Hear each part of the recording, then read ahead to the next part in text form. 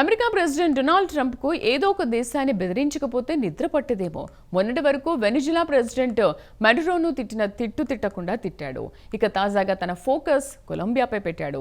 తన next target Colombia president Gustavo Petro అని బుధవారం నాడు మీడియా సమావేశం ఏర్పాటు చేసి మరీ హెచ్చరించారు. త్వరలోనే నీకు మూడుతుంది కాస్కో అంటూ వార్నింగ్ ఇచ్చాడు. మరి గుస్తావో పెట్రోపై ట్రంప్ ఆగ్రహానికి కారణమేంటో ప్రత్యేక కథనంలో తెలుసుకుందాం.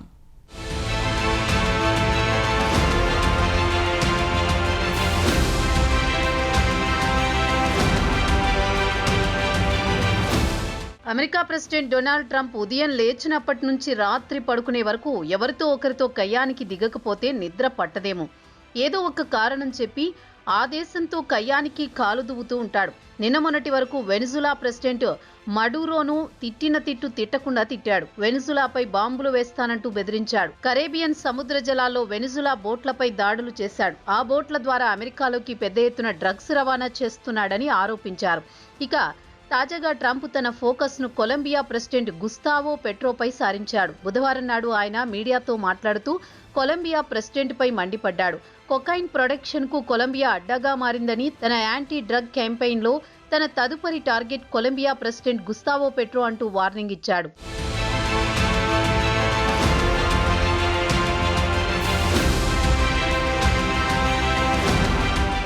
బుధవారం నాడు ఆయన White House round table meeting లో బిజినెస్ లీడర్స్ తో మాట్లాడారు. అదే సమయంలో ఒక విలేకరి ట్రంప్ను మీరు కొలంబియా ప్రెసిడెంట్ పెట్రోతో మాట్లాడారా అని ప్రశ్నించాడు. దీంతో ట్రంప్లో ఆవేశం కట్టలు తెంచుకుంది. ఆయన గురించి తాను మాట్లాడదలుచుకోలేదని ముక్తసరిగా సమాధానమిచ్చాడు. యునైటెడ్ స్టేట్స్ కు శత్రుదేశం కొలంబియా అంటూనే తనతో సక్రమంగా అణిగిమణిగి ఉండకపోతే చిక్కుల్లో పడతాడని పెట్రోను హెచ్చరించాడు. ఇక కొలంబియా గురించి ప్రస్తావిస్తూ భారీ ఎత్తున డ్రగ్స్ ఉత్పత్తి చేస్తోంది. పెట్రోకే సొంతంగా కొకైన్ ఫ్యాక్టరీలున్నాయి. వీరే కొకైన్ తయారు చేస్తున్నారు. మీకు తెలుసా? అక్కడ ఉత్పత్తి చేస్తున్న కొకైన్ నేరుగా అమెరికాకు తీసుకువచ్చి అమ్ముతున్నారు. ఇప్పటికైనా పెట్రో కళ్ళు తెరిస్తే మంచిది, లేదంటే తన నెక్స్ట్ టార్గెట్ మాత్రం ఆయనే అవుతాడని మీడియాతో మాట్లాడుతూ వార్నింగ్ ఇచ్చాడు. ప్రజలను చంపేవారంటే తనకు ఇష్టం లేదని ట్రంప్ కొలంబియా ప్రెసిడెంట్ గురించి మాట్లాడుతూ అన్నాడు. అయితే కరేబియన్ సముద్రంలో వెనిజులాకు చెందిన ఆయిల్ ట్యాంకర్ ను అమెరికా మిలిటరీ స్వాధీనం చేసుకుంది. ఇరాన్ పై ఆంక్షలు ఉన్నా వెనిజులా ఇరాన్ నుంచి చమురును కొనుగోలు చేయడం ట్రంప్కు నచ్చడం లేదు.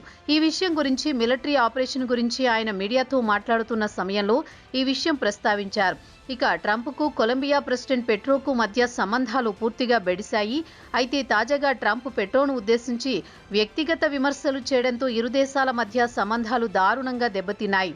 అయితే గత కొన్ని దశాబ్దాల నుంచి వార్ ఆన్ డ్రగ్స్ పై ఇరు దేశాలు కలిసి పోరాడాయి. ఇక ట్రంప్ అమెరికా ప్రెసిడెంట్గా ఏడాది జనవరిలో వైట్ హౌస్లో కాలు మోపడానికి ముందు కొలంబియాకు అమెరికా పెద్ద ఎత్తున ఎయిడ్ ఇచ్చేది. దక్షిణ అమెరికాలో అత్యధికంగా ఎయిడ్ దక్కించుకుంటున్న దేశంగా కొలంబియా రికార్డుకెక్కింది.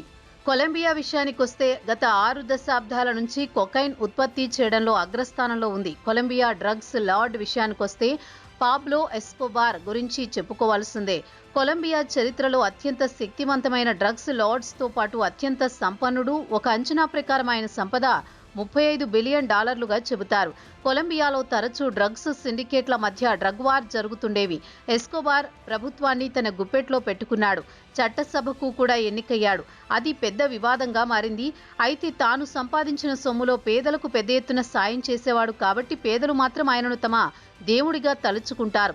ఎస్కోబార్ పై ఇప్పటికే పలు సినిమాలు వచ్చాయి. నెట్ఫ్లిక్స్ లో సీరియల్స్ కూడా వచ్చాయి.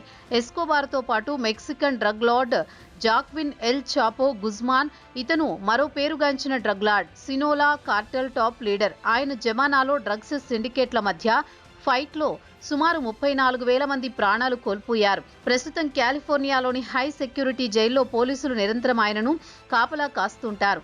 ఎందుకంటే ఇప్పటికే ఆయన పలుమార్లు జైల్లో నుంచి పారిపోయిన చరిత్ర ఉంది. డ్రగ్స్ లార్డ్స్ విషయానికొస్తే వీరిద్దరి పేర్లు ప్రముఖంగా వినిపిస్తూ ఉంటాయి.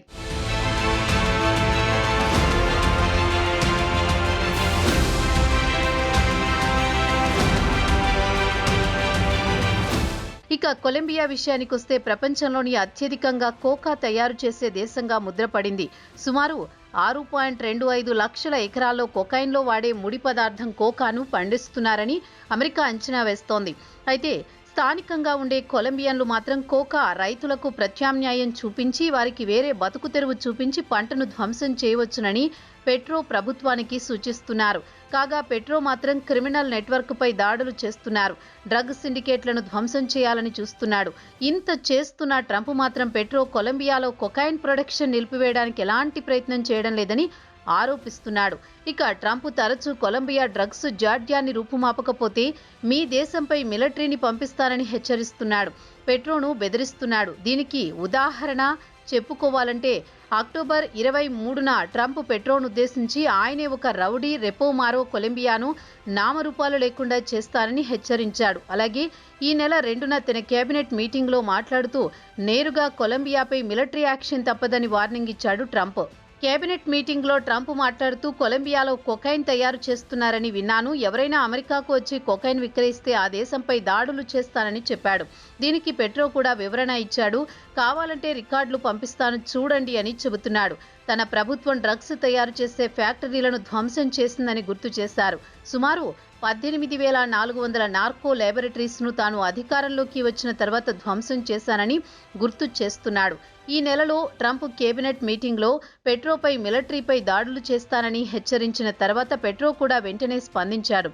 సోషల్ మీడియా ఎక్స్లో కొలంబియన్ ప్రెసిడెంట్ పెట్రో కూడా వార్ ఆన్ డ్రగ్స్లో తాము భాగస్వాములమేనని ట్రంప్కు సవినయంగా గుర్తు చేశాడు.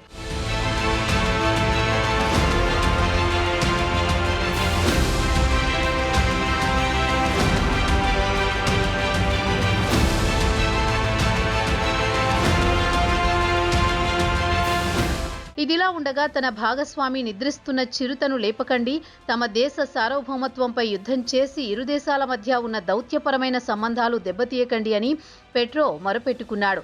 బదులుగా ట్రంప్ను డ్రగ్స్పై యుద్ధానికి తమతో కలిసి రావాలని ఆహ్వానించాడు.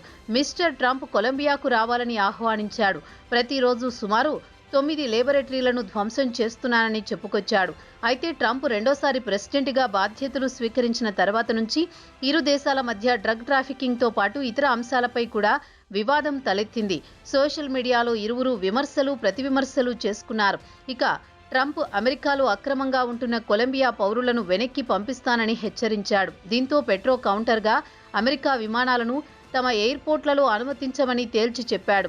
దీంతో ట్రంప్ కొలంబియాపై 25% టారిఫ్ విధించాడు. అటు తర్వాత దాన్ని కాస్త 50% పెంచడంతో పెట్రో కాస్త దిగిరావలసి వచ్చింది. అయితే ఇరు దేశాల మధ్య సంబంధాలు మాత్రం అంతంత మాత్రంగా ఉన్నాయి. పెట్రోపై ట్రంప్ మాత్రం వ్యక్తిగత కక్ష తీర్చుకుంటున్నాడు. ఈ ఏడాది సెప్టెంబర్లో పెట్రో న్యూయార్క్లో UNGA సమావేశానికి హాజరయ్యేందుకు వెళ్లాడు. అక్కడ ఆయన ట్రంప్కు వ్యతిరేకంగా మాట్లాడారు. పాలస్తీనా అనుకూల ర్యాలీలో పాల్గొన్నాడు. దీంతో ట్రంప్ అడ్మినిస్ట్రేషన్ పెట్రో వీసాను రద్దు చేసింది. ఇక వచ్చే నెలలో పెట్రోకు అమెరికాలో ఏమైనా ఆస్తులుంటే వాటిని స్తంభింపజేస్తాడని హెచ్చరించారు. మొత్తానికి ట్రంప్ పెట్రోపై వ్యక్తిగత ద్వేషంతో కొలంబియాపై దాడులు చేస్తామనడం పట్ల UNలో మానవ హక్కుల సంఘాలు మాత్రం మండిపడుతున్నాయి.